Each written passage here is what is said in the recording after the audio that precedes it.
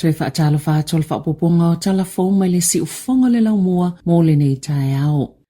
Ua whaaleo se lapata inga mai se suenga fau ina ia whaia ni suinga i le lanlangi ona o le whaoli o li maio ni whaale tonu te tele o le soifua maloloina. Ua whaapopoina le tino putanga ele po o le mamafato le tino nailo le tūlanga i te tau na iai e tu sai matau sanga po le matua o le tangata. Whaapea i maisi whaafitau li o ngaonga le soifua maloloina e tu sai ma se fina ngalo lau whaito whaafa amao malo ma ua lato whaelo ai ua mo umia vave lava ni suinga. Ua momoli atu ilungo le Lancet ni lapata ingai whaatitau i eitu ai ngā tau mafa po o ultra processed foods o nei mawalunga i lava le suka ma sima mangao e le mawaile soifua maloloina ma e ele fsota inga maletino putanga ele ma isuka ma e ole fatu kanesa ma whaafitau le soifua maloloina o le mafau o le finau le au sue e te tauna vave ngā ioi whai ngā malo e whaini fuafuanga i pe o la fonga i vai inu soa malie whaasao na whaalau loa tau mawhanei i whana witi.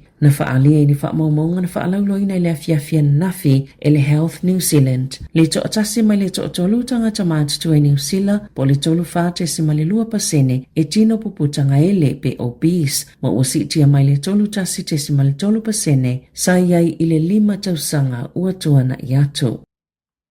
Ua whaalia a inga o ena maali liu ina ua pale maina le Pike River matua maua le taimi le whailoa inga na whaia ma le minista mo le saunga le mō i whale whai ngā luenga sa fono Anna Osborne ma Sonia Rock House whaatasi ma le minista Brooke Van Velden i le pale mene le asoana nafi na ato ili se 15 tausanga talo na tupu le whaalavilave le Pike River na whaalia Osborne e umane le fono o la ngona lavalo na le fia o na ele imawhaio na mawai se wha mauninga e toi fo itanga te yo lātou a inga ma le saunga le mō pe aoi whai ngā luenga fōlinga mai o teimi umalava e mamawhai le tua whai ngā luenga le manato le minista na lai o na le mawhaio na toi fi whaalongo iai pe o na sauna o Sonia Rock House na o ia tina i le fono i fia whaasoa o lātou ngalunga o na o suinga le minista na whai whai ngā luenga wa whaavai vai a tili eitu la fono le saunga le mō mai ni tūlanga la matio ni si whaalavilavi te tele e ona tūla i mai. Na sauno le taita el New Zealand First vawa samana ia Winston Peters o le Pike River o se no fuanga le fasio tangata whaamoemoeina ma whaailo na le malie i le whaatūlanganga o le saunga le mui no fuanga e ngā lulu e tangata po o whalawhai ngā luenga. Na o la tau le vaenga whaupwhai na whina wina le whaio seilo longa po su enga i le ataimi mai le solomulia i lava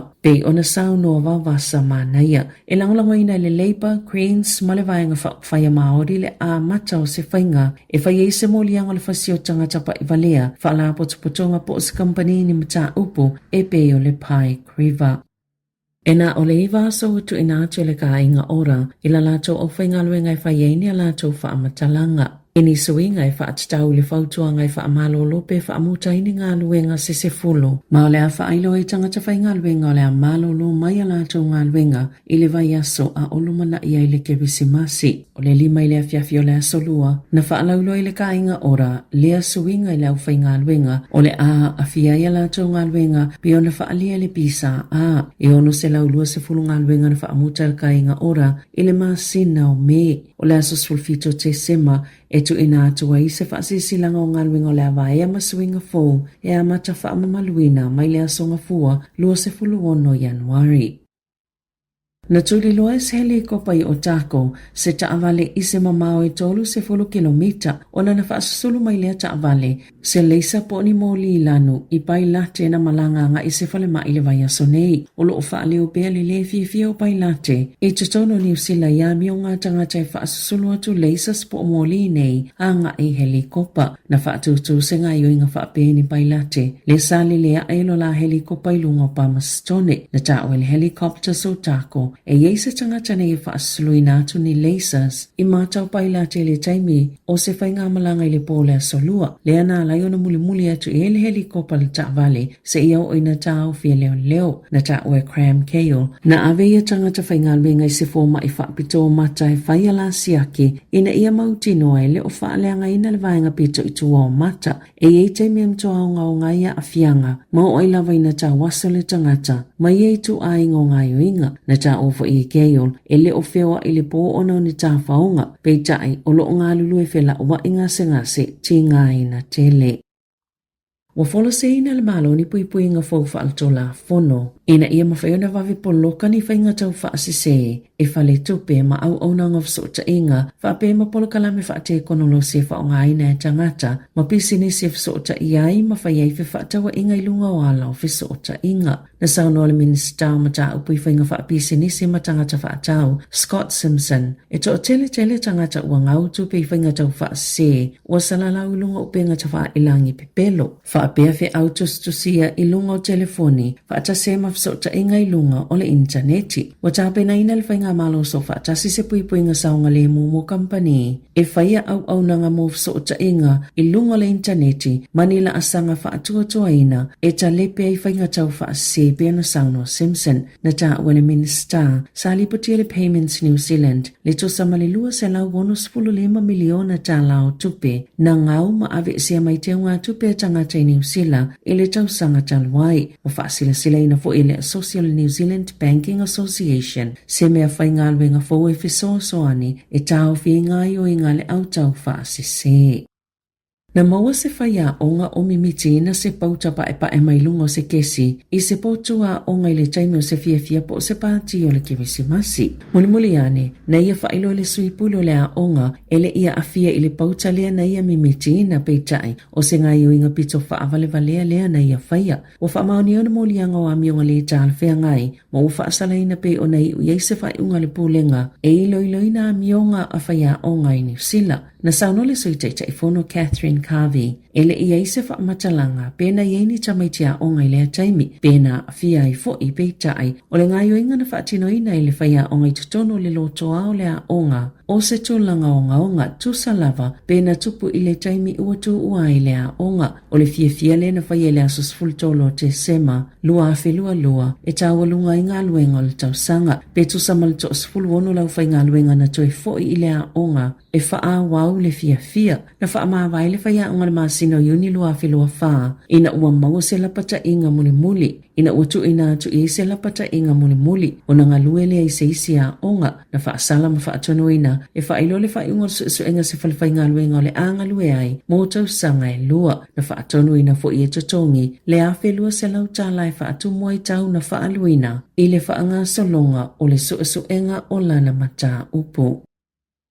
E tatau na whai ngōwhia le awanua e mawai le kiwi seiva se tangata pe amaliu I lalo le suinga o aia inga e awea le tupe whaasao le kiwi seiva se tangata ua maliu ma se vaenga o se ese tete. A whai e eisana wili po o se mawainga tustusia e mawhaiona whaasoala na kiwi seiva I whaatonunga I tusai ma le wili. E ono iei fo I se talo sanga le paanga le ua maliu le kiwi seiva ai a whai e le se wili e mawhaiona awea le tupe o se vaenga o lala ese tete. Peitai e vai ma whaasoa e tusai ma le tola fono ma sani pe ale I se wili po o se mawainga tustusia se tangata ua maliu. E whaasoa le tupe I taito lua, whanau, mātua ma isi o le ainga. Na sauno Michelle Pope o le ofisa o mawainga e ese whainga ma awala o whaatinonga whaala potopotonga ese o lo te wina kiwi seiva tangata. O le suinga o aia inga ia na amata whaamamalu le whaiunga o se tema o si iti aile mawalunga whaatapula aina e mawhaia le whaamasinonga mawalunga na tu inatu se poloa inga e whaamaoni ai le whaonga pe valid le wilia se tangata ua maliu ma filifilia aloa I ai le tangata po kampani o loo ta ua I le wili na te whaatinoina mana onga muli o le ua maliu e tu sai o lana mawaenga tostosia